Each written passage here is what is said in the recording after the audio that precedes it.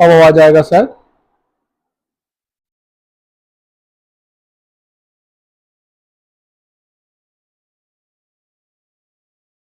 एक सेकंड, आवाज।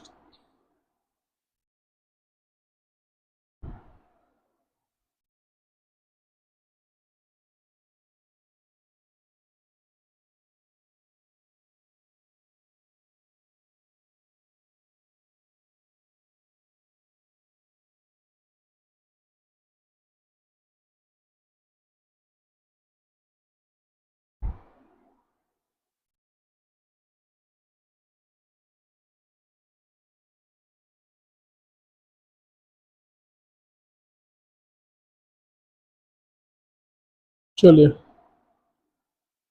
ठीक है। सबसे पहले इंट्रोडक्शन। मेरा नाम है Vishal Kumar. I am a chartered accountant और से बात है। अब जो हम लोग आज पढ़ने वाले हैं वो चैप्टर का नाम है forex, foreign exchange exposure and risk management. Forex पढ़ने के पहले कुछ बातें कर ली जाए। सबसे पहले तो एग्जाम में ज़्यादा दिन बचा नहीं है। बच्चों को जो चैप्टर में प्रॉब्लम होती है वो है फॉरेक्स, डेरिवेटिव और पोर्टफोलियो। इस नाइट बैच का मेन उद्देश्य है इन 3 चैप्टरों को खत्म करना कॉन्सेप्चुअल तरीके से, सही तरीके से, ताकि आपको एग्जाम में कभी कहीं दिक्कत ना हो। खासकर फॉरेस्ट को लेकर के तो आपको कोई दिक्कत आएगी ही नहीं। एक बार अगर आपने पूरा नाइट बैच कंप्लीट कर लिया फॉरेस्ट का, आपको कभी कोई दिक्कत नहीं आएगी। मैं पहले भी वीडियो बना चुका हूँ काफी टू बी फार्मूला पे। अभी भी फिर दोबारा आपको मैं बताऊंगा टू बी फार्मूला कैसे काम करता है। एक बार ये टू बी फार्मूला समझ में आ गया, फॉरेस्ट का कोई भी क्वेश्चन हो, आपको कौन सा रेट यूज करना है उसमें कोई दिक्कत नहीं होने वाली। अगर हमारे पास समय बचा तो हम लोग बाकी चैप्टर भी करेंगे, पर हमारा मेन फोकस इन 3 चैप्टर पे ही अभी रहेगा। तो सबसे पहले हमारा फॉरेक्स रहेगा। अब आता है बात कि क्या मैं इस सब्जेक्ट को पढ़ाने के लिए कॉम्पिटेंट हूं या नहीं। तो first of all, I got 83 in AFM. Okay, मैंने थ्योरी के नाम पे कुछ नहीं लिखा अपने एएफएम के क्वेश्चन मैंने आंसर शीट में, सिर्फ मैंने बनाया था न्यूमेरिकल्स, और मेरे एक भी न्यूमेरिकल्स गलत नहीं थे। My all numericals are correct. Okay, so yes, I am a competent person to teach you the forex, so don't worry। अगर आप हमारे साथ बने रहे तो आज उम्मीद करता हूं कि आप भी इस सब्जेक्ट में एग्जामिशन लाने में कामयाब हो जाएंगे। 60 के ऊपर तो आना ही आना है, समझ गए। बस इस चैप्टर को आपको मैं इस तरह से समझाऊंगा कि आप बोलिएगा इतना इजी भी क्या फॉरेक्स हो सकता था। तो हाँ, इतना ही इजी था फॉरेक्स मेरे लिए भी और आपके लिए भी। दूसरा, मेरा सारा सब्जेक्ट लगभग लगभग सेल्फ लर्निंग है। कोई कोचिंग, कोई ट्यूशन मैंने कभी किया नहीं, समझ गए। थोड़ा बहुत आईसीआई का लेक्चर देखा जो फ्री में उपलब्ध होता है, आप लोग को भी उपलब्ध है, आप लोग भी देख सकते हैं। जहां कभी प्रॉब्लम हुआ उसे ही देखा और उससे ही काम चलाया। और मैं हमेशा सबको यही गाइड करता हूं कि अगर आप क्लासेस कर रहे हैं 9-9 घंटे, तो आपके पास समय कहाँ से मिल पाएगा खुद का पढ़ने का। उसके बाद आर्टिकलशिप कर रहे हैं, उसके बाद 9-9 घंटे क्लासेस कर रहे हैं, तो बहुत डिफिकल्ट होता है। तो बेस्ट तरीका क्या है? Self learning. खुद से पढ़िए। अगर वो टॉपिक समझ में नहीं आए तब देखिए लेक्चर। अगर कोई टॉपिक आप 10 मिनट में समझ सकते हैं खुद से पढ़ के, तो उस टॉपिक पे 1.5 घंटे, 2 घंटे और 3 घंटे का लेक्चर देखने का मतलब क्या है कि नहीं। अगर आप किसी टॉपिक को समझ सकते हैं 10 मिनट के अंदर खुद से पढ़ के, तो उस टॉपिक के लिए आप 1.5 घंटे, 2 घंटे का लेक्चर क्यों देखते हैं? यही होता है टाइम मैनेजमेंट। आपने टाइम मैनेज करना। जिस टॉपिक में प्रॉब्लम है, आप आईसीआई का बॉस ऐप पर जाइए और वहां पर चुपचाप जाइए, लेक्चर में जाइए, वहां पर आपको सारे लेक्चर मिल जाएंगे। जिस टॉपिक में प्रॉब्लम है उस टॉपिक को उठा के बस देखिए, आपका टाइम भी बचेगा और आप अपना पढ़ाई भी कर सकते हैं। तो सर, कोचिंग फायदेमंद कब होता है? कोचिंग फायदेमंद होता है पता है कब? जब आपके पास टाइम हो, आप आर्टिकलशिप ना कर रहे हो, या आर्टिकलशिप कर भी रहे हैं तो उस तरीके से कर रहे हैं कि सारी दुनिया जानती है, पर मैं बोलना नहीं चाहूंगा। ठीक है, सारी दुनिया जानती है तरीका, लेकिन मैं यहां पर बोलूंगा नहीं उस तरीके को, समझिए। तो समय कहां से निकाले? अब ऐसा समय निकलेगा नहीं। 9 घंटे का लेक्चर करने के बाद आपको लगता है आपकी बॉडी में इतनी जान बची है कि आप खुद से पढ़ सकते हैं? आप बोले सर को रैंकर की बात मैं कर ही नहीं रहा, मैं मुझ जैसे लोगों की बात कर रहा हूं। ठीक है, मैं रैंकर नहीं हूं, मुझे रैंक आने से फर्क भी नहीं पड़ता। ठीक है, जो रैंकर हैं अच्छी बात है। मुझे फर्क पड़ता है बस पास होने से। मैं पास हूं, बहुत खुश हूं मैं। आप पास होइए, आप अपने में खुश रहिए।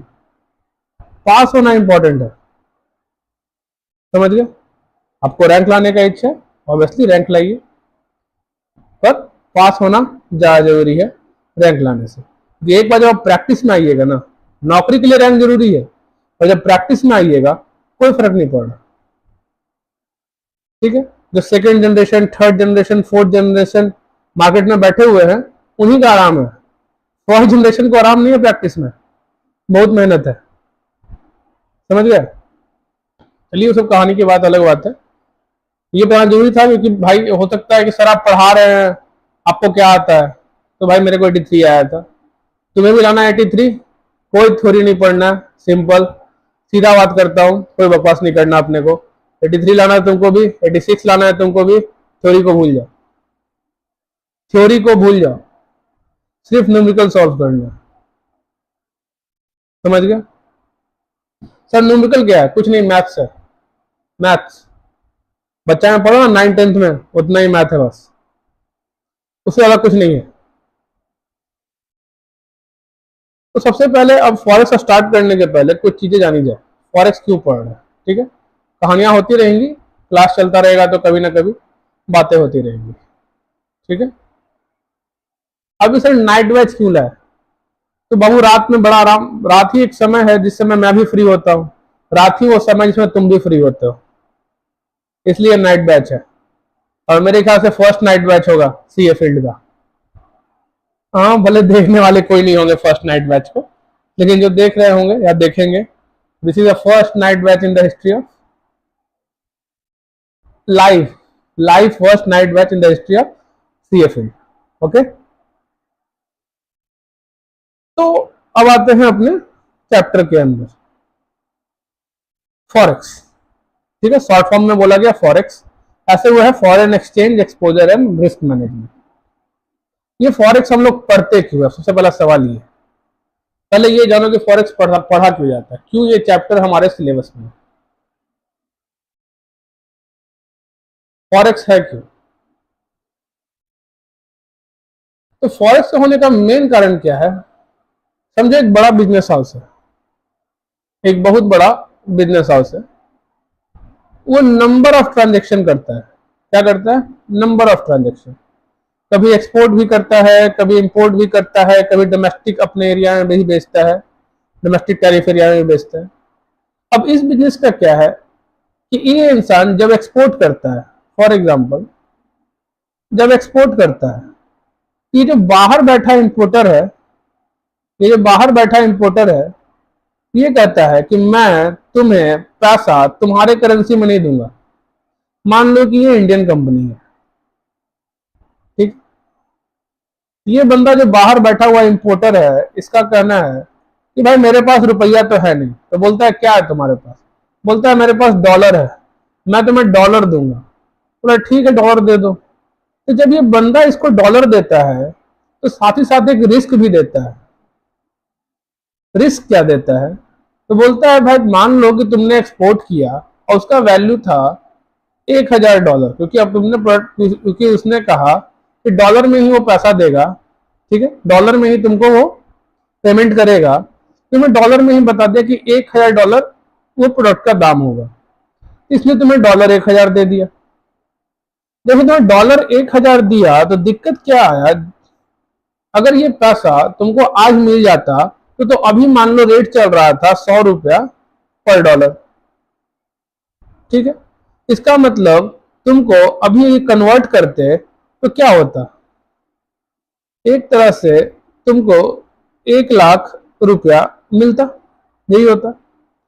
लेकिन ये बंदा तुमको पैसा कब देगा? जब ये सामान इसके पास पहुंच जाएगा तो तब दे। या होता कोई टर्म हो तुम दोनों के बीच और उस टर्म के तहत ये हो कि पैसा 2 महीना बाद देगा ये। अब ये हो सकता है कि ₹100 पर डॉलर, खैर अभी तो गिर नहीं रहा, पर हम अज्यूम कर रहे हैं 98 रुपीज हो जाए, तो अब क्या होगा? तो तुमको 98,000 रुपया ही मिलेगा। देख रहे हो रिस्क? रिस्क समझ में आया क्या रिस्क था? अगर ये गिर जाता नीचे, डॉलर अगर नीचे गिर जाता तो क्या होता? मान लो पेमेंट टर्म था कि 2 महीना बाद पेमेंट करना था, उसने तुम्हें 2 महीना बाद पेमेंट किया, 2 महीना बाद 98 रुपए पर डॉलर था, तब तुम्हें क्या मिलेगा कन्वर्ट करके? तुम जाओगे अपने बैंक के पास चाहे कहोगे लो $1000 और हमको रुपया दे दो, मैं इसका क्या करूंगा, मैं तो इंडियन कंपनी हूं, यहाँ मुझे ट्रांजेक्शन करना है, यहाँ मुझे पेमेंट करना है, तो वो कन्वर्ट कर देगा। तुम कन्वर्ट करने गए, उसने कहा 98 रुपया पर डॉलर चल रहा है, हम आपको 98,000 रुपया देंगे इसके बदले। अब तुम हो जाओगे दुखी, बोले क्यों दुखी हो गए? मान लो कि इस इंसान ने इस प्रोडक्ट को बेचा ही इसलिए था 1 लाख पे, 1 लाख को कन्वर्ट करके ये रेट मानते हुए कन्वर्ट किया था उसको। लेकिन जब उसको पैसा मिला, उसको अपने हिसाब से पैसा तो मिला नहीं, कम मिला, उसको लॉस हो गया 2,000 का।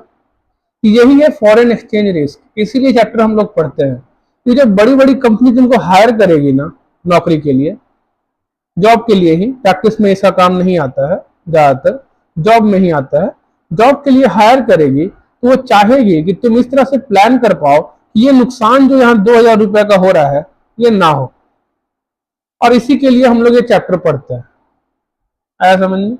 ये नुकसान ना हो, इसके लिए बहुत सारा तरीका दिया गया। क्या क्या तरीका दिया गया? Forward cover, future contract, option contract, money market hedge. ये सब क्या है? ये सब वो तरीका है, ये सब वो तरीका है जिससे तुम अपना ये 2,000 का लॉस जो है या तो मिनिमाइज कर लो, या तो मिनिमाइज करने का कोशिश करोगे, मतलब कम करने का कोशिश करोगे, या फिर नलीफाई करने की कोशिश करोगे कि मतलब जीरो हो जाए। समझ में आया? तो उन सब तरीकों के बारे में भी हम लोग धीरे धीरे जानेंगे, पर उससे पहले हम लोग को क्या जानना होगा कि ये रेट क्या होता है, ये रेट का मतलब क्या है, कैसे मूव होता है, कैसे काम करता है। पहले ये जानना होगा ना, बैंक क्या कोट करता है, कैसे कोट करता है, तो पहले इस चीजों को हम लोग समझेंगे, तो हम लोग फिर धीरे धीरे आगे जाएंगे और फिर समझेंगे फॉरवर्ड कवर क्या होता है, फ्यूचर कवर क्या होता है, मनी मार्केट हेज क्या होता है, समझे? ऑप्शन कॉन्ट्रैक्ट क्या होता है, उसमें कैसे गेन या लॉस होता है। तो ये सब चीज तुम्हें सिखाई जाएगी फॉरेक्स के अंदर। कोई दिक्कत? तो चलो अब आते हैं अपने हम लोग चैप्टर पे। सबसे पहले आता है स्पॉट मार्केट। ये स्पॉट मार्केट क्या होता है सर? तो स्पॉट मार्केट कुछ नहीं है।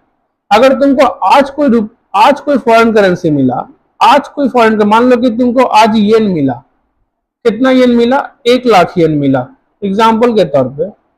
इस येन को अगर तुम आज कन्वर्ट कराने जाओ तो आज जो रेट अवेलेबल है उस रेट से जो कन्वर्ट होगा उसको कहा गया स्पॉट मार्केट, उसको कहा गया स्पॉट मार्केट।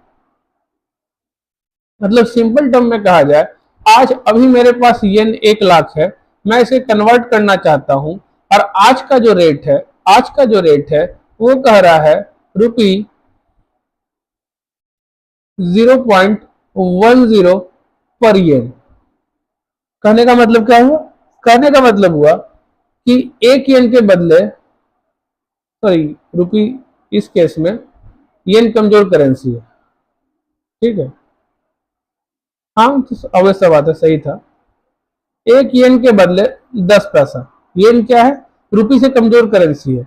1 येन के बदले 10 पैसा मिलेगा, इसका मतलब 1 लाख के बदले कितना मिलेगा? 1 लाख के बदले कितना मिलेगा बताओ?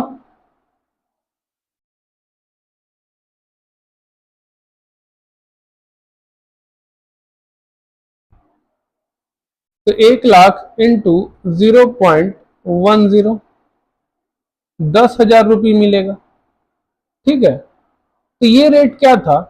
ये वो रेट था जो आज के डेट को था, आज की तारीख को, आज क्या तारीख था 19 मार्च, 19 मार्च को ये रेट जो था अवेलेबल था। इसे कहते हैं स्पॉट मार्केट, इसे कहते हैं स्पॉट मार्केट। ठीक है, आज एग्जिस्टिंग मार्केट, आज का रेट, आज के दिन में, ये रेट कल नहीं होगा, कल कुछ और हो सकता है, परसों कुछ और हो सकता है, तरसों कुछ और हो सकता है। ठीक है, तो ये है स्पॉट मार्केट, स्पॉट कन्वर्जन, आज के रेट से कन्वर्ट करना, आज के मार्केट में कन्वर्ट करना, spot market. Sir forward market क्या होता है? तो फॉरवर्ड मार्केट होता है वो मार्केट जहां तुम कॉन्ट्रैक्ट करते हो कि मुझे येन 1 लाख कन्वर्ट तो करना है, येन 1 लाख कन्वर्ट तो करना है, पर आज नहीं करना है, आज से 2 महीने बाद करना है, आज से 2 महीने बाद करना है, पर रेट आज ही फिक्स करेंगे, रेट आज ही फिक्स करेंगे, रेट आज ही फिक्स करेंगे, हाँ आज ही रेट फिक्स कर लेंगे। क्या रेट फिक्स करते हैं? मान लेते हैं हमने रेट फिक्स किया 0.15 रुपी पर येन, ये रेट फिक्स कर लिया।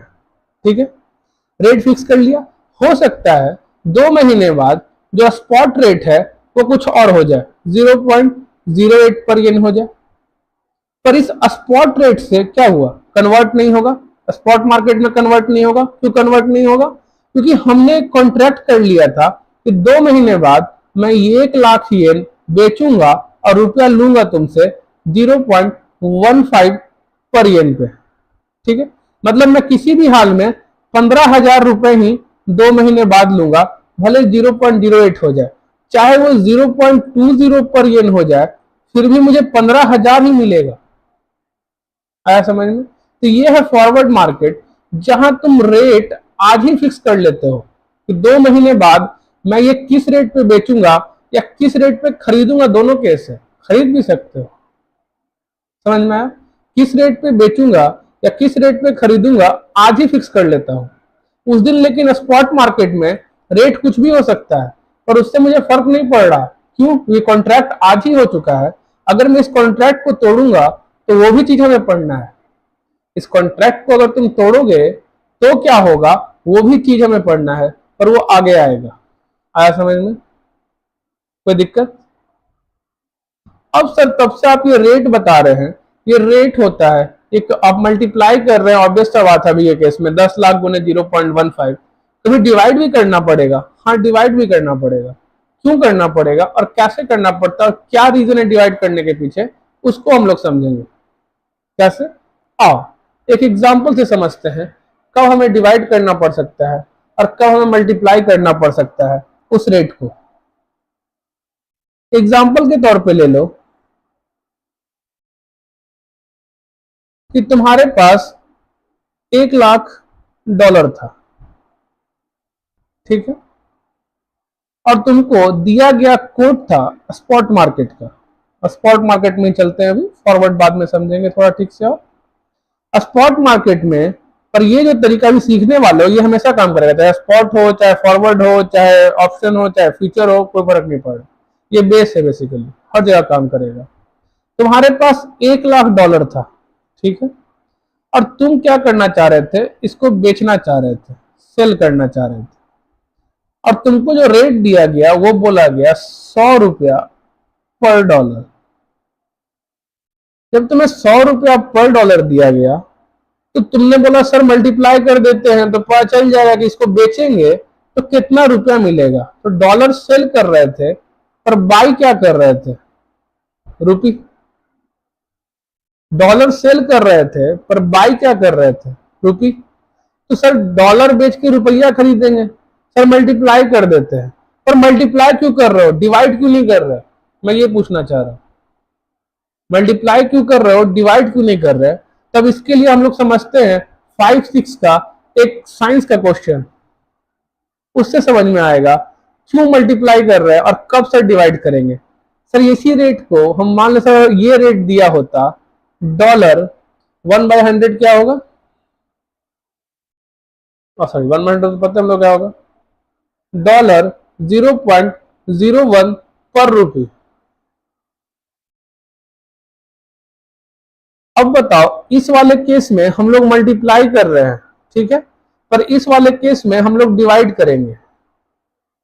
तुम बोलोगे तो इसका रीजन ये है कि अगर ये सेम रहता है ना, ये सेम रहता है तो हम लोग को बताया गया कि मल्टीप्लाई कर देना, और ये जब डिफरेंट रहता है तो बताया गया कि डिवाइड कर देना। मतलब इसको कहते हैं बेस करेंसी, ध्यान रखना, इसको कहते हैं बेस करेंसी, ठीक है। और सर इतना हम लोग को बताया गया है कि सर ये जो सेम नहीं रहेगा तो डिवाइड कर देना, और सेम रहेगा तो मल्टीप्लाई कर देना। पर सर कभी ये नहीं बताया गया क्यों ऐसा करना, क्यों मल्टीप्लाई कर देना और क्यों डिवाइड कर देना ये नहीं बताया गया। और इसी कारण से हमारे दिमाग में ये हमेशा एक विडंबना की तरह घूमता रहता है कि कभी हम मल्टीप्लाई करते हैं, कभी हम डिवाइड करते हैं, और उसके पीछे का कारण नहीं जान रहे, क्यों डिवाइड कर रहे हैं और क्यों मल्टीप्लाई कर रहे हैं। दोनों के अंदर आंसर सेम आएगा, ये हमको मालूम है। $1,00,000 को कन्वर्ट करेंगे इससे तो भी आंसर सेम आएगा, और इससे डिवाइड करेंगे तो भी आंसर सेम आएगा। पर क्यों कर रहे हैं ये नहीं पता, कि इस वाले केस में मल्टीप्लाई कर रहे हैं और इस वाले केस में डिवाइड कर रहे हैं। तो उसके पीछे सिंपल साइंस का एक क्वेश्चन समझ जाओगे। डिस्टेंस का फॉर्मूला याद है बाबू?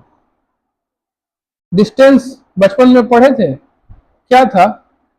Speed into time. तो डिस्टेंस का जो यूनिट है वो क्या होता है पता है तुमको? सर डिस्टेंस का यूनिट मीटर, किलोमीटर ये सब होता है। चलो इस क्वेश्चन में हम लोग मीटर मान लेते हैं, डिस्टेंस का यूनिट है। बाबू स्पीड का फॉर्मूला का यूनिट क्या होता है? सर स्पीड तो लिखाता है सर मीटर पर सेकंड के हिसाब से या किलोमीटर पर आवर के हिसाब से। बाबू टाइम का क्या होता है? टाइम का यूनिट सर सेकंड भी हो सकता है, आवर भी हो सकता है। अभी के लिए हम लोग सेकंड मान लेते हैं। तो एक चीज ध्यान से देख रहे हो, जब हम लोग किसी नंबर को मल्टीप्लाई करते हैं, मान लो ये डिस्टेंस दिया हुआ है 10 मीटर इक्वल्स टू स्पीड मान लो, स्पीड को मान लो 5 मीटर पर सेकंड, तो हमको 2 सेकंड लगेगा 10 मीटर के लिए। तो हम नंबर मल्टीप्लाई कर रहे हैं, उधर नंबर मल्टीप्लाई हो रहा है, ठीक है। पर हम लोग एक चीज मिस कर देते हैं, सिर्फ नंबर मल्टीप्लाई नहीं होता, हमारा जो यूनिट है वो भी मल्टीप्लाई होता है। कैसे? ये मीटर पर सेकंड था इनटू सेकंड था, क्या ये दोनों कट के सिर्फ मीटर नहीं बचता है डिस्टेंस का फॉर्मूला में? बचता है कि नहीं?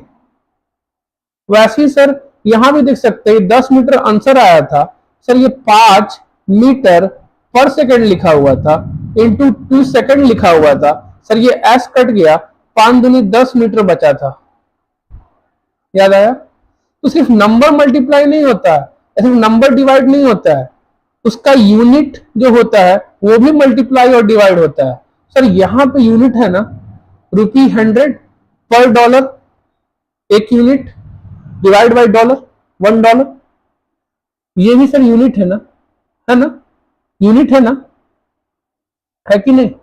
यूनिट की तरह ही ना सर, जैसे यहाँ पर 5 मीटर पर सेकंड लिखा हुआ था इंटू 2 सेकंड लिखा हुआ था, सर सेकंड सेकंड कट गया, बचा 5 दूनी 10 मीटर। वैसे यहाँ भी तो समझ सकते हो ना। देखो एग्जाम्पल के तौर पे उसी एग्जाम्पल को नीचे लिखो। पहले वाले केस में मल्टीप्लाई क्यों किए? सर $1,00,000 लिखा हुआ था और कोड दिया हुआ था सर ₹100 सर ₹100 पर डॉलर, यही दिया हुआ था ना सर। डॉलर डॉलर कट जाएगा, बचेगा क्या? ₹100,000,030 ₹1 करोड़। सर इस केस में अगर डिवाइड कर देते, सोच रहे हो क्या होता? देख लो क्या होता अगर सर डिवाइड कर देते, इस वाले केस में डिवाइड कर देते तो सर डिवाइड होता ₹100 $1 1 है, ठीक है। सर डिवाइड करते तो ऑब्वियस सा बात है इसका सिंबल मल्टीप्लिकेशन बनाएंगे तो लट जाएगा, $1 ₹100। सर ये डॉलर स्क्वायर हो जाता, दिख रहा है? डॉलर स्क्वायर हो जाता, $1,000 स्क्वायर। क्या करेंसी ऐसे लिख सकते हैं $1,000 स्क्वायर? नहीं ना। समझ में आया क्यों मल्टीप्लाई कर रहे थे? अगर बेस करेंसी और ये जो गिवन करेंसी है उसका अगर डिनोमिनेशन सेम है तो हम लोग मल्टीप्लाई किए, लेकिन उसी केस में जब हमें डिनोमिनेशन उल्टा दिया गया था, याद करो क्या दिया गया था, डिवाइड $0.01 पर रूपी डिवाइड क्यों किए थे, देख रहे हो कट सकता है नहीं ना, चेंज करेंगे रुपी आ जाएगा ऊपर, डॉट चला जाएगा नीचे 0.01। अब देखो डॉलर कट जाएगा, अभी डिवाइड करेगा तो ऑब्वियस सा बात है 1,00,000 को 0.01 से डिवाइड करोगे तो बचेगा क्या, ₹1 करो। आया समझ में? इस फॉर्मूला से तुम समझे कि सिर्फ नंबर मल्टीप्लाई नहीं होता है, उसका जो यूनिट है वो भी मल्टीप्लाई होता है। वैसे ही यहां पर जो करेंसी है वो भी मल्टीप्लाई और डिवाइड होता है, इसलिए जब भी बेस करेंसी सेम होता है तो लोग मल्टीप्लाई कर देगा कि कट जाएगा, बचेगा रुपया, समझे। और जब बेस करेंसी डिफरेंट होता है तो लोग डिवाइड कर देते हैं, काहे, कट जाएगा, उलट करके डॉलर कट जाएगा, बचेगा क्या, रुपया। आया समझ में तरीका, क्यों मल्टीप्लाई और क्यों डिवाइड करते हैं, इसके पीछे समझ में आ गया।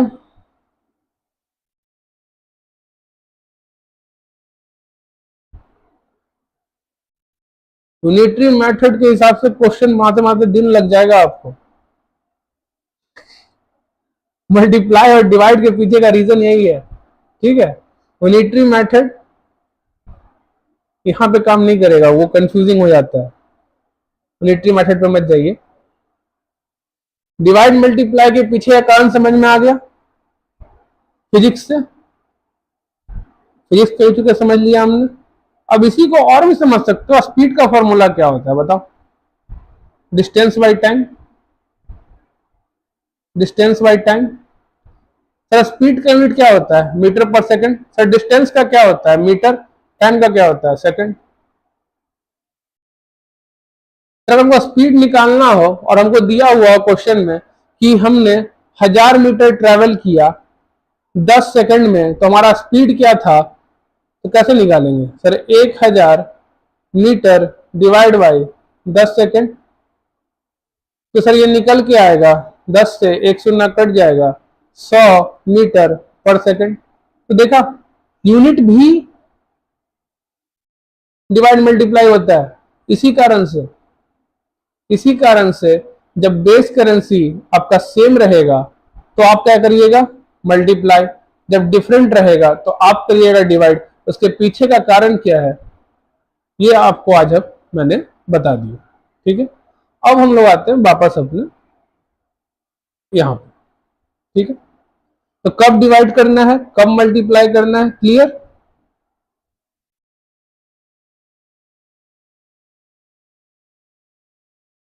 अब आते हैं डायरेक्ट एंड इनडायरेक्ट कोड पे, ये क्या होता है। अब आपको बताइए समझना क्या आसान होता है। सबसे पहले आपका होम करेंसी क्या है, रुपया है कि नहीं। समझना क्या आसान होता है, ये समझना आसान है कि $1 इक्वल्स टू 100 रुपी, या ये समझना आसान है कि 1 रुपी इक्वल्स टू $0.01। क्या समझना आसान है, ऑब्वियस सा बात है, हमारे माइंड को ये समझना इजी लगता है। तो जब भी आपका होम करेंसी 1 के यूनिट में ना हो, होम करेंसी 1 के यूनिट में ना हो, तो 1 यूनिट में कौन है, फॉरेन करेंसी। फॉरेन करेंसी जब 1 के यूनिट में हो तो वो होता है आपके लिए डायरेक्ट कोट। ये डिपेंड करता है, ये क्वेश्चन में आपका होम करेंसी क्या है, क्वेश्चन में आपका होम करेंसी क्या है। अगर आपका होम करेंसी डॉलर है तो ये है आपके लिए डायरेक्ट कोट।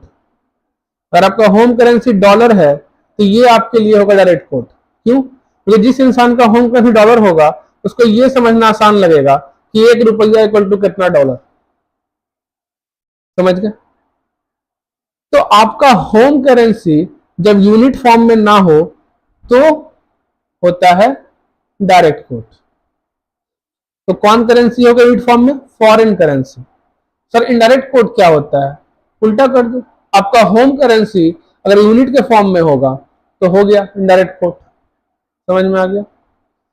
अब डायरेक्ट कोट ऑब्वियस सा बात है, क्या होगा? 1 बाय डायरेक्ट कोट। या डायरेक्ट कोट क्या होगा? 1 बाय डायरेक्ट कोट। ऑब्वियस सा बात है। देखिए कैसे, अगर बोल रहा है $1 इक्वल्स टू ₹100, तो आपके लिए क्या है? ये डायरेक्ट कोट है कि नहीं? ये आपके लिए डायरेक्ट कोट है ना, कोई दिक्कत? अगर आपको इनडायरेक्ट कोट निकालना है तो आप क्या करिएगा? ₹1 इक्वल्स टू क्या हो जाएगा? 1/100। समझिए, तो ये हो जाएगा $0.01। काम खत्म। क्या दिक्कत? तो दिक्कत, direct quote equal to 1 by direct quote या वाइस वर्सा, मतलब इनडायरेक्ट कोट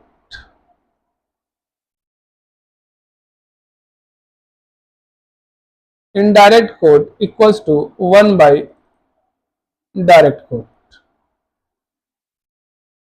कोई प्रॉब्लम? तो यहां तक आपका बेसिकली मोटा मोटी बेसिक कॉन्सेप्ट था। अब आता है वो चीज जो आपको लाइफ टाइम प्रॉब्लम करता है फॉरेक्स समझने में। हमेशा जिस चीज में आप फंसते हैं वो क्या है? बिड। Bid rate. ऑफर को आस्क भी कहते हैं।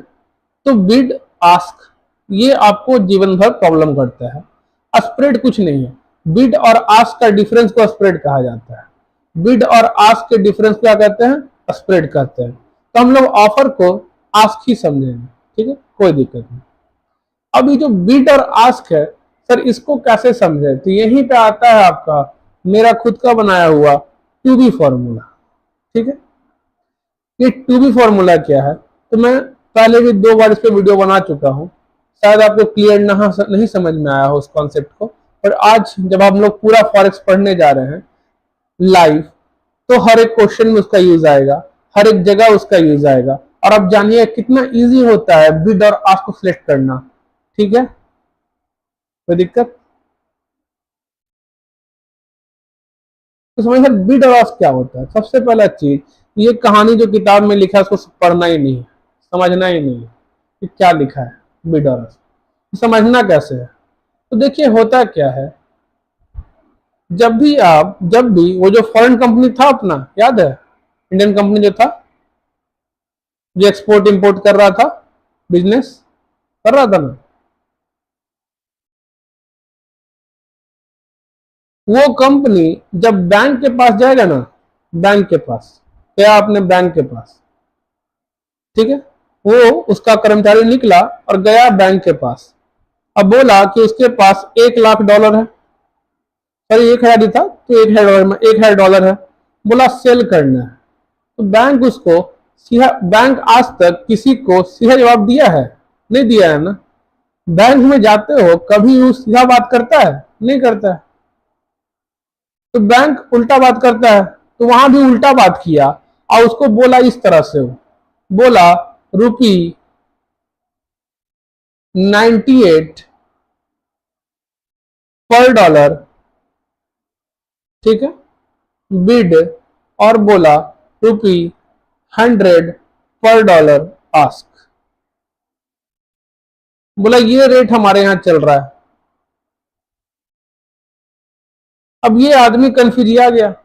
ये था नया नया इंसान था, बंदा था, इसको लगा यार खुशी खुशी गया था, पर यहां जाकर के इसका दिमाग गया बोड़ा। बोला ये क्या बोल रहा है? बोला 1000 बोल रहा, ₹98, ₹100। अब 98 जो बेस करेंसी से मल्टीप्लाई करना है। अब 98 से मल्टीप्लाई करे कि 100 से मल्टीप्लाई करे, कितना रुपया हमको मिलेगा? तो समझ में नहीं आ रहा है।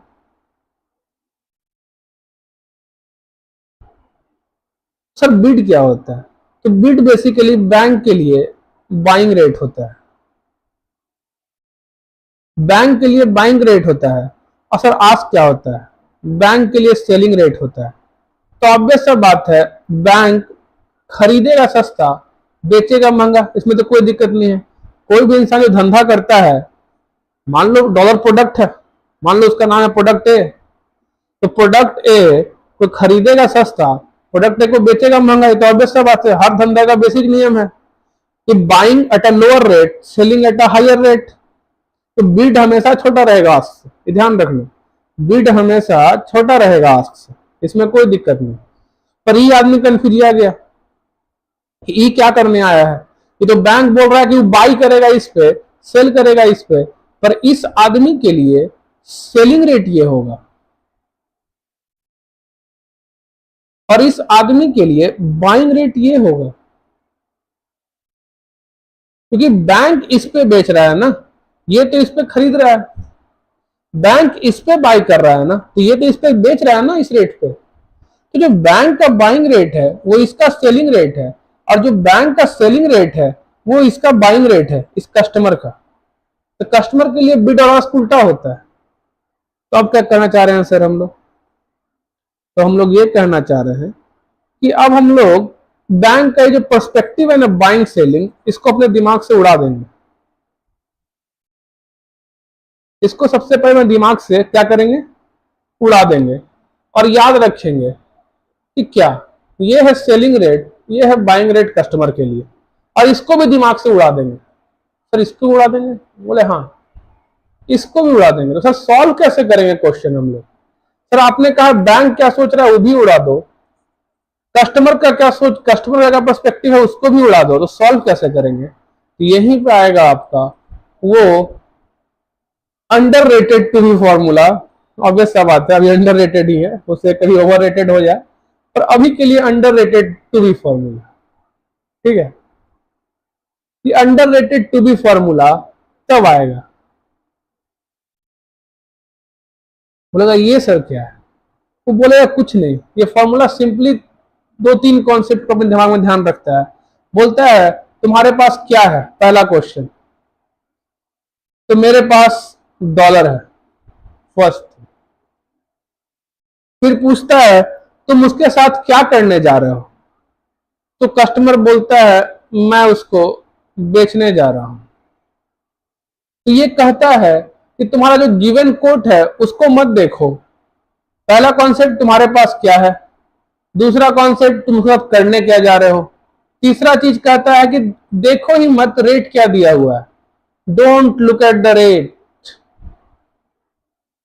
रेट क्या दिया हुआ है ये मत देखो, रेट क्या दिया हुआ है ये मत देखो। और बोलता है अब अज्यूम करो कि जो तुम्हारा डॉलर था वही बेस करेंसी है, डॉलर ही बेस करेंसी है। तो अब वो यूज करता है कि बेस करेंसी अगर सेल है, अगर डॉलर ही बेस करेंसी है तो बेस करेंसी सेल है।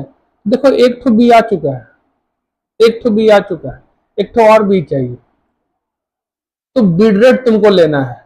अब बोलता है ये करेंसी, अगर बेस करेंसी ही डॉलर है, अब बेस करेंसी को सेल करना है तो बिड रेट ही होगा, बिड रेट ही लेना है।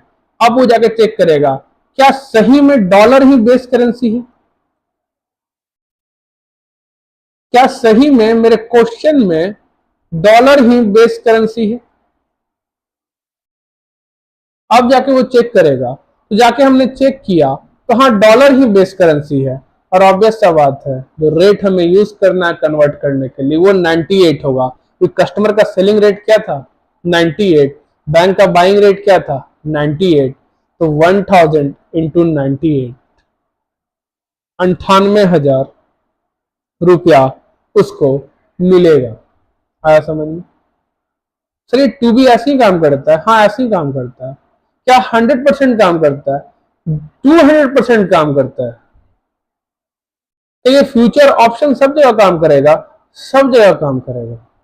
करना कुछ नहीं है, क्वेश्चन का फर्स्ट थिंग देखना है कि मेरे पास क्या है, और क्वेश्चन में क्या दिया, तो बाई करना सेल करना वो बात का चीज है क्या, तो डॉलर है। करना क्या है उसके साथ, सेल करना है कि बाई करना है, तो इस क्वेश्चन में सेल करना था। तो बोला सर जाके रेट देखे, रेट देखना ही नहीं है, डॉलर को ही बेस करेंसी मान लेना है, और फिर लिखना है कि बेस करेंसी सेल है तो एक बी मिसिंग है, तो बिड रेट होगा। टू बी में दो ठो बी होना चाहिए क्वेश्चन के अंदर। उसके बाद जाके क्या सही में डॉलर बेस्ड करेंसी है, तो बोला हाँ सही में डॉलर बेस्ड करेंसी है, तो बिड रेट ही होगा। अब आता है इसका नेक्स्ट स्टेप, सर अगर डॉलर बेस्ड करेंसी नहीं है तो क्या होगा, डॉलर बेस्ड करेंसी नहीं है तो क्या होगा, तो ये बी की जगह आस्क रेट लेना होगा, बात खत्म। Base currency sell bid rate होगा कंफर्म है, पर कब, अगर डॉलर ही बेस करेंसी है, माने हमारा गिवन क्वेश्चन में जो अमाउंट दिया गया था उसका डिनोमिनेशन ही बेस करेंसी है, उसका डिनोमिनेशन ही बेस करेंसी है, तब तो बिड रेट ही होगा, और अगर नहीं है तो बस उल्टा कर देना है।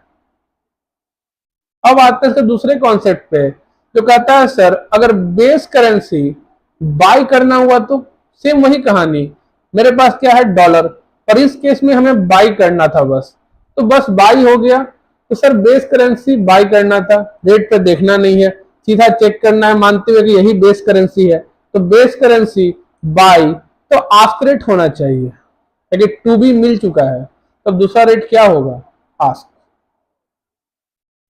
आस्क रेट होगा। तो देखोगे तो अगर इसको हम बाय करने जाए $1000, तो ऑब्वियस सा बात है कि हमें कितना रुपया लगेगा, ये बैंक का सेलिंग रेट है, 1,00,000 रुपया बाय करने में लगेगा, देखा काफी इजी, तो दिक्कत 1,00,000 रुपया बाय करने में लगेगा और बैंक 2,000 रुपए इस ट्रांजेक्शन में कमाएगा, ट्रांजेक्शन इससे खरीदेगा 98 पे, बैंक बेचेगा 1,00,000 पे, 2,000 कमाया ना बैंक ने। सर आस्क रेट होगा, अगर सर उसी स्टेप में आगे बढ़े, क्या सही में डॉलर बेस्ड करेंसी है ये नहीं मिला ये पॉइंट, तो हम क्या कर देंगे, ठीक है तो बिड होगा, काम खत्म। अगर बेस करेंसी वो नहीं है तो बिड होगा। तो हमारा क्वेश्चन ना रेट देख के सॉल्व हो रहा है, रेट को देखना ही नहीं है, रेट से कोई मतलब ही नहीं है, ना ही बिड लें कि आस्क लेंगे, इसमें कोई कंफ्यूजन रह रहा है, क्योंकि एक बार अगर ये हम लोग स्थापित कर दिए कि डॉलर ही बेस करेंसी हम मान लिए और उसको सेल करना है, तो बिड रेट ही होगा। लेकिन अगर डॉलर बेस करेंसी नहीं रहा सही में, तो बस लौट देना है आस्क रेट, 200% काम करेगा, टेंशन मत लो। अभी आगे जब क्वेश्चन बनाएंगे ना, तब तुमको लगेगा कितना इजी है सर बिड और आस्क चुनना, कुछ दिमाग दौड़ाना ही नहीं पड़ रहा, ये तो हाथ से मुंह से निकल जा रहा है कि कौन सा रेट होगा इस बार इस क्वेश्चन में, कौन सा रेट होगा अगले क्वेश्चन में, कौन सा रेट कब होगा, कोई दिक्कत नहीं, कोई टेंशन ही नहीं होना, क्या समझे। उसी का उल्टा था, जब बेस करेंसी बाई मान के चले थे कि डॉलर ही बेस करेंसी है, तो उसको बाई करना होता तो आस्क रेट होता। अब काहे कि अगर डॉलर अगर बेस करेंसी नहीं हुआ तो बस उलट देना है, बीट कर देना है। तो कैसे याद रखोगे, तो याद ऐसे रखोगे कि गिवन करेंसी ही अगर बेस करेंसी होता, लिख लो कहानी, गिवन करेंसी ही अगर बेस करेंसी है, ये एजम्पशन लेना है पहले अपने दिमाग में, आंसर शीट नंबर लिख देना, गिवन करेंसी ही अगर बेस करेंसी है, तो अगर उसको हम बाई कर रहे हैं तो base currency buy ask rate होगा और base currency sell bid rate होगा। लेकिन अगर ये हमारा अजम्पशन गलत हो जाए, मतलब जब हमने रेट को देखा और हमारा जो अजम्पशन था गिवन करेंसी ही बेस करेंसी है वो गलत हो जाए, तो बस आस्क की जगह बिड ले लेना है और बिड की जगह आस्क ले लेना है, कहानी खत्म। तो बैंक का क्या बाइंग रेट है, बैंक का क्या सेलिंग रेट है, कस्टमर का बाइंग रेट है, कस्टमर का सेलिंग रेट है, इससे कोई मतलब ही नहीं है। और एक बार जब क्वेश्चन ऐसे बनाने लोगे ना, धीरे धीरे तुम्हारा बाइंग सेलिंग का कॉन्सेप्ट अपने आप क्लियर हो जाएगा, ऐसा नहीं क्लियर नहीं होगा। अब ऐसे बात है, कॉन्सेप्ट क्वेश्चन बनाने के साथ धीरे धीरे क्लियर होते चल जाता है, समझ में आ गया। तो कहानी शुरू कहां से होगा, ये एजम्पशन के साथ, गिवन करेंसी ही अगर बेस करेंसी है, अगर बेस करेंसी बाई है तो आस्क रेट, क्योंकि दो ठो भी मिल चुका है। लेकिन अगर गलती से बेस करेंसी जो एजम्पशन लिए तो गलत हो गया, मैंने रेट दिया हुआ में बेस करेंसी कुछ और है, तो ले लेना है बिड रेट, कहानी खत्म। लेकिन ऐसे चले कि सर बेस करेंसी है, सेल करना था, तो सर अब हम क्या करेंगे, बिड रेट लेना है। लेकिन गलती से एजम्पशन गलत हो गया मेरा, तो आस्क रेट लेना है। रेट कब देखना है, जब इस पॉइंट पे पहुंच जा तब क्वेश्चन में क्या रेट दिया हुआ है, ठीक है। कोई प्रॉब्लम? सर ये बाई और सेल किसका पॉइंट ऑफ व्यू होगा? सर ये बाई और सेल क्वेश्चन में कस्टमर का जो पॉइंट ऑफ व्यू है उसको लेना है, तब काम खत्म। बैंक का नहीं, customer point of view. Customer क्या करने गया है? कस्टमर बेचने गया है डॉलर, खरीदने गया है डॉलर, वो पॉइंट पे ध्यान रखना है। बैंक क्या कर रहा है उससे मतलब नहीं है। हाँ, कभी कभी बैंक बैंक ही कस्टमर हो जाएगा, कुछ केस में बैंक कस्टमर होगा, बैंक दूसरे बैंक के पास जाएगा अपना कुछ करने, तो उस केस में तो बैंक ही कस्टमर हो जाएगा। समझ में आया? तो हमेशा कस्टमर का पॉइंट ऑफ व्यू, बैंक क्या कर रहा है उसका मतलब ही नहीं है। अब कहोगे कहीं सर क्वेश्चन बैंक, तो वहां उस क्वेश्चन में बैंक ही कस्टमर होगा, ठीक है। कभी कभी बैंक ही कस्टमर होता है, बैंक भी तो बाई सेल कर रहा है किसी के यहाँ जाकर के, दूसरे बैंक के यहाँ, ठीक है। तो बस कस्टमर क्या करने गया है? कस्टमर बाई करने गया है कि कस्टमर सेल करने गया है, इतना ही कॉन्सेप्ट है इस पूरी फॉर्मूला के पीछे। और एक बार ये फॉर्मूला तुम्हारे दिमाग में घुस गया, जीवन में कभी तुमको दिक्कत नहीं होगा, यहां तक कि रियल लाइफ में भी दिक्कत नहीं होगा। बैंक में जाओगे, बोलोगे सर हमको बेचना है, खरीदना है, क्या बोल रहे हो, बिड आस्क बोल रहे हो, हम करने के आए हैं, बेस करेंसी अगर मेरा डॉलर सेल करने आए हैं, बिड रेट होगा, नहीं है आस्क रेट ले लेंगे, काम खत्म। समझ गए? कोई दिक्कत?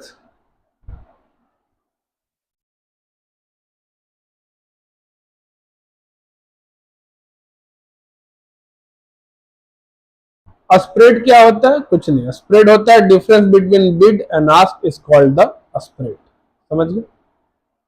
आस्क रेट मैंने ऑफर हमेशा हायर होगा बिड रेट से, बता दिया क्यों हायर होगा, ऑब्वियस सा बात है। बैंक खरीदेगा सस्ता, बेचेगा महंगा, तो ऑब्वियस सा बात है। आस्क क्या होता है? बैंक का बेचने का रेट, तो बैंक ऑब्वियस सा बात है बेचेगा महंगा, तो आस्क हमेशा ज्यादा होगा बिड से। समझ गए? तो दिक्कत? यह स्प्रेड का परसेंटेज का फॉर्मूला है, bid minus offer by bid into 100। ध्यान रखो, बेस में बिड लेते हैं, bid minus offer by bid into 100। अब आज के लिए हम लोग अब बनाएंगे कुछ क्वेश्चन, सीधा फॉरेक्स अपना खोलेंगे, क्या अपना बुक खोलोगे और आएंगे और कुछ क्वेश्चन यहाँ ट्राई करेंगे। आज थोड़ा समय नहीं मिल पाया अपना पीडीएफ मुझे कंप्लीट करने का, थोड़ा काम में व्यस्तता थी ज्यादा, लेकिन कोशिश करूंगा कल से कम 10 क्वेश्चन डेली हम लोग कर लें।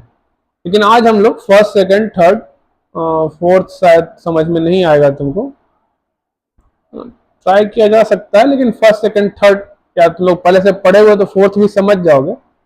बस टू बी फॉर्मूला के साथ समझोगे इस बार, और समझोगे कितना इजी होता है बिड और आस्क सेलेक्ट करना, ठीक है। सबसे पहले आता है अपना फर्स्ट क्वेश्चन, ये इस क्वेश्चन में तो कुछ था ही नहीं। ये क्वेश्चन सिंपली ये कहता है the price of bond just before the year of maturity $5,000, इस redemption value $5,250, at the end of seat period interest मिला इतना, तो बताओ कितना रेट ऑफ रिटर्न होगा। तो अगर ये यूएस इन्वेस्टर हो, या सिंपल टर्म में कहे कि यूएस सिटीजन है, ठीक है, कौन है ये? US citizen. अगर ये यूएस सिटीजन है तो रिटर्न क्या होता है? Capital appreciation plus interest plus dividend by amount invested, यही ना होता है। रिटर्न का कोई फॉर्मूला थोड़े है। क्या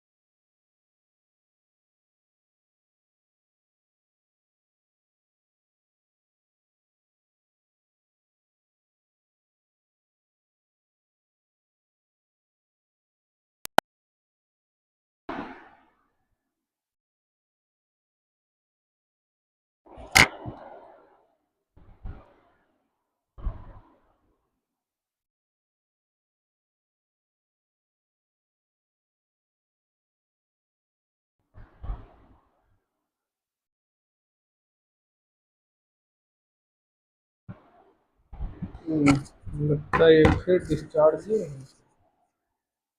आवाज फिर चला गया था ना, क्या किया जाए, डिस्चार्ज है कि ऑन है पर।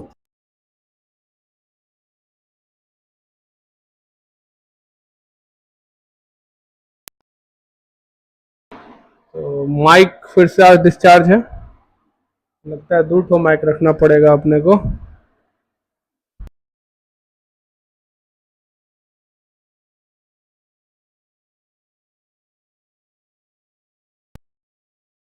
माइक में तो बंद होते रहेगा। चलिए।